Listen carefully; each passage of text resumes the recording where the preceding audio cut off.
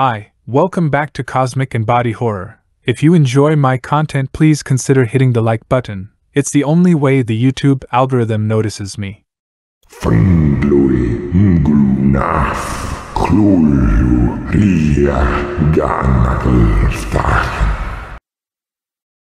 The Black Tome of Alsophocus by H.P. Lovecraft and Martin S. WARNES. My memories are very confused. There is even much doubt as to where they begin, for at times I feel appalling vistas of years stretching behind me, while at other times as if the present moment were an isolated point in a gray formless infinity. I am not even certain how I am communicating this message. While I know I am speaking, I have a vague impression that some strange and perhaps terrible mediation will be needed to bear what I say to the parts where wish to be heard. My identity, too, is bewilderingly cloudy.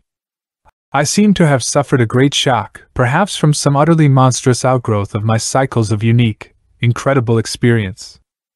These cycles of experience, of course, all stem from that worm-riddled book. I remember when I found it in a dimly lighted place near the black oily river where the mists always swirl. That place was very old, and the ceiling-high shelves full of rotting volumes reached back endlessly through windowless inner rooms and alcoves. There were, besides, great formless heaps of books on the floor and in crude bins, and it was in one of these heaps that I found the thing. I did not learn its title at the time, for the early pages were missing, but it fell open towards the end and gave me a glimpse of something which sent my senses reeling. There was a formula, a sort of list of things to say and do, which I recognized as something black and forbidden, something which I had read of before in future paragraphs of mixed abhorrence and fascination penned by those strange ancient delvers into the universe's guarded secrets, whose decaying texts I loved to absorb. It was a key, a guide, to certain gateways and transitions of which mystics have dreamed and whispered since the race was young, and which lead to freedoms and discoveries beyond the 3 dimensions and realms of life and matter that we know. Not for centuries had any man recalled its vital substance, or known where to find it, but this book was very old indeed. No printing press, but the hand of some half-crazed monk, had traced these ominous Latin phrases in uncials of awesome antiquity. I remember how the old man leered and tittered, and made a curious sign with his hand when I bore it away. He had refused to take pay for it, and only long afterwards did I guess why. As I hurried home through those narrow winding mist-cloaked waterfront streets, I had a frightful impression of being stealthily followed by softly padding feet. The centuried, tottering houses on both sides seemed alive with a fresh and morbid malignity, as if some hitherto closed channel of evil understanding had abruptly been opened. I felt that those walls and overhanging gables of mildewed brick and fungoid plaster and timber, with eye-like diamond-paned windows that leered, could hardly desist from advancing and crushing me, yet I had read only the least fragment of that blasphemous rune before closing the book and bringing it away. I remember how I read the book at last, white-faced, and locked in the attic room that I had long devoted to strange searchings. The great house was very still, for I had not gone up till after midnight. I think I had a family then, though the details are very uncertain, and I know there were many servants. Just what the year was, I cannot say, for since then I have known many ages and dimensions, and have had all my notions of time dissolved and refashioned. It was by the light of candles that I read. I recalled the relentless dripping of the wax, and there were chimes that came every now and then from distant belfries. I seemed to keep track of those chimes with a peculiar intentness, as if I feared to hear some very remote, intruding note among them. Then came the first scratching and fumbling at the dormer window that looked out high above the other roofs of the city. It came as I droned aloud the 9th verse of that primal lay, and I knew amidst my shudders what it meant. For he who passes the gateways always wins a shadow, and never again can he be alone. I had evoked, and the book was indeed all I had suspected. That night I passed the gateway to a vortex of twisted time and vision, and when morning found me in the attic room I saw in the walls and shelves and fittings that which I had never seen before. Nor could I ever after see the world as I had known it. Mixed with the present scene was always a little of the past and a little of the future, and every once familiar object loomed alien in the new perspective brought by my widened sight. From then on I walked in a fantastic dream of unknown and half-known shapes, and with each new gateway crossed, the less plainly could I recognize the things of the narrow sphere to which I had so long been bound. What I saw about me, none else saw, and I grew doubly silent and aloof lest I be thought mad. Dogs had a fear of me, for they felt the outside shadow which never left my side. But still I read more, in hidden, forgotten books and scrolls to which my new vision led me, and pushed through fresh gateways of space and being and life patterns towards the core of the unknown cosmos. I remember the night I made the 5 concentric circles of fire on the floor, and stood in the innermost one chanting that monstrous litany the messenger from Tartary had brought. The walls melted away, and I was swept by a black wind through gulfs of fathomless gray with the needle-like pinnacles of unknown mountains miles below me. After a while there was utter blackness, and then the light of myriad stars forming strange alien constellations. Finally I saw a green-lit plain far below me, and discerned on it the twisted towers of a city built in no fashion I had ever known or read of or dreamed of. As I floated closer to that city I saw a great square building of stone in an open space, and felt a hideous fear clutching at me. I screamed and struggled, and after a blankness was again in my attic room sprawled fiat over the 5 phosphorescent circles on the floor. In that night's wandering there was no more of strangeness than in many a former night's wandering, but there was more of terror because I knew I was closer to those outside gulfs and worlds than I had ever been before. Thereafter I was more cautious with my incantations, for I had no wish to be cut off from my body and from the earth in unknown abysses whence I could never return. Nevertheless, wary as I was, still my grasp on familiar scenes faded into infiniteness as my new unholy vision asserted itself, and made my every glimpse of reality seem unreal and geometrically disturbing. My hearing also became affected.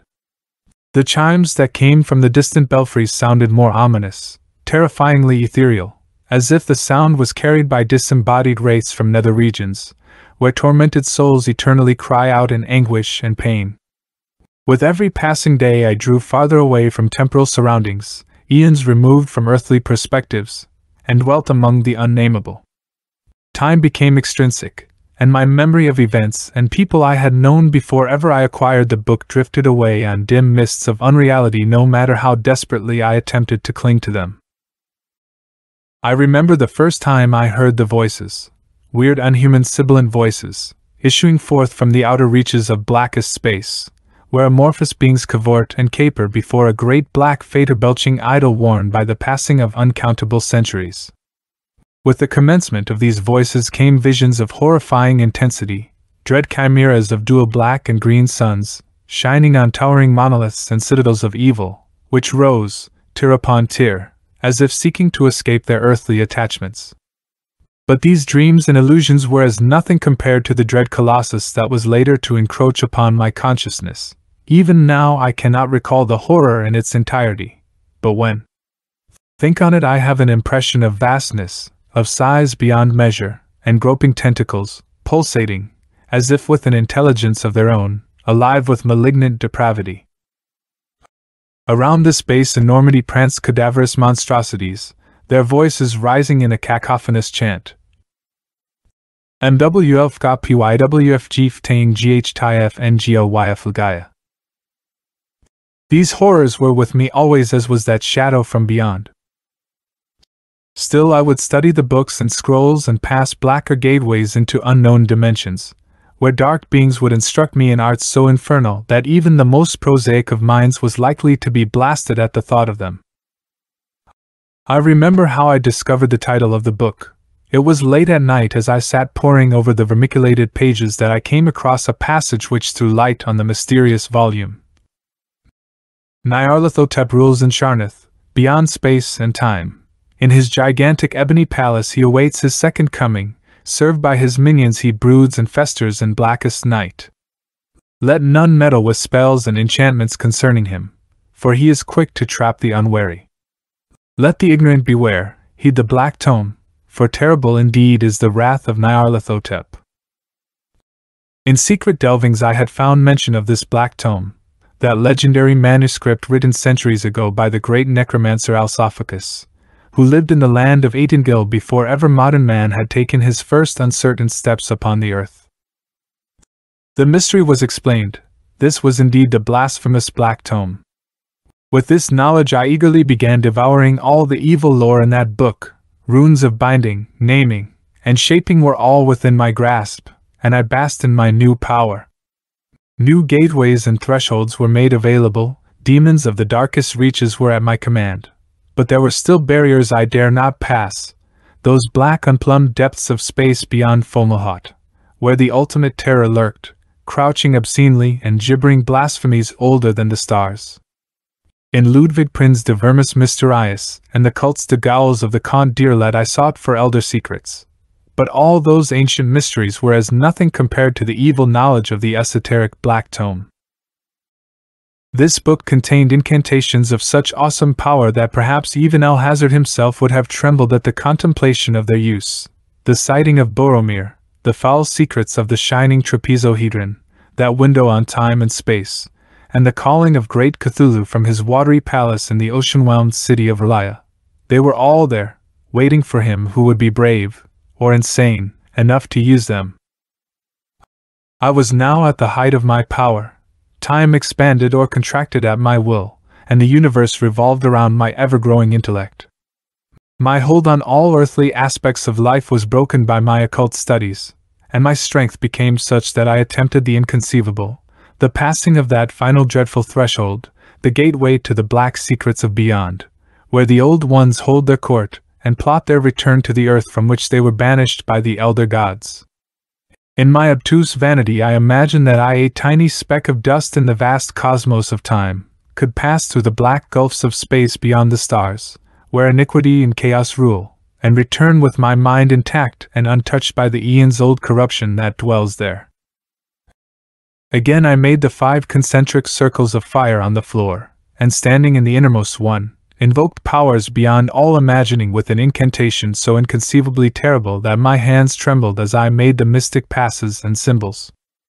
The walls dissolved and the great black wind swept me away through dark gulfs of space and gray regions of matter. I traveled faster than thought, past unlit planets and vistas of unknown realms which swirled and shifted across immeasurable distances.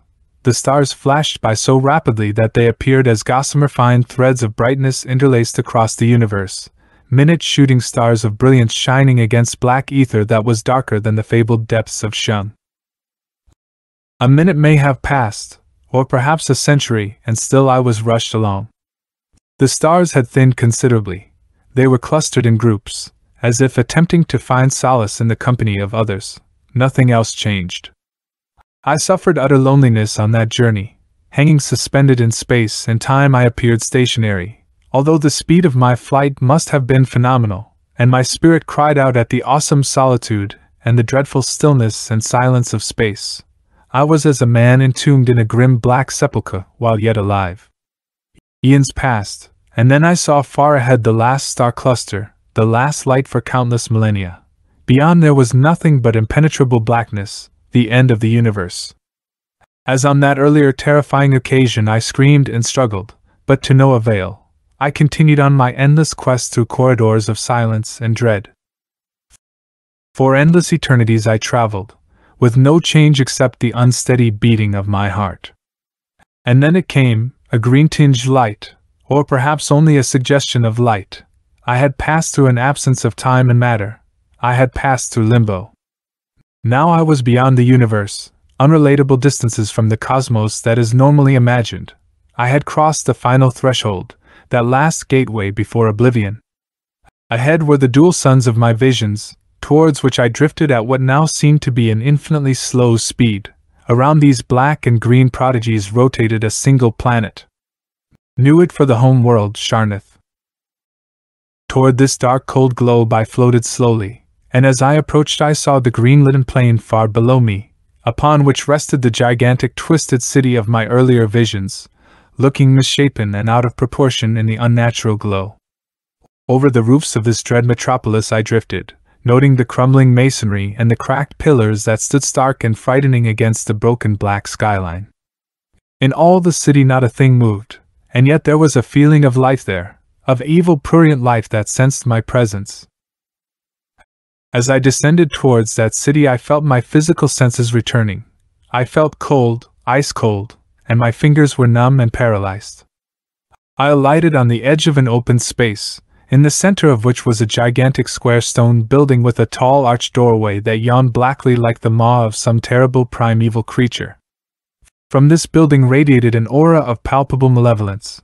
I was stunned by the intensity of dread and despair that assailed me, and as I stood outside that monstrous edifice I remembered a small passage from the Black Tome. In an open space in the center of the city stands the palace of Nyarlathotep. Here all secrets may be learned, although the price of that learning is terrible indeed. I knew beyond doubt that this was the abode of grim Nyarlathotep. Although the thought of entering that dark structure appalled me beyond measure, I walked unsteadily towards the doorway, my legs guided by some intelligence other than my own. Through that mighty portal I passed, and into utter blackness, as dark as my unlit journey through the ether to this abominable place. Gradually the impenetrable gloom gave way to the weird green glow that lit the outer planet's surface, and in that sickly gangrenous light I saw that which no man should ever be condemned to see. I was in a long hall with a high vaulted ceiling that was supported by pillars of purest ebony. Along both sides of this chamber were lined creatures of various nightmare shapes. Knum the ram-headed was there, as was jackal-headed Anubis and Tourette the mother, terrible in her obesity. Leprous beings gibbered and leered, and cancerous things eyed me with malignity. Through these ranks of amorphous and hellish creatures my body dragged itself against my will. Talons clawed at my arms and legs, and my stomach twisted with revulsion at the touch of diseased flesh.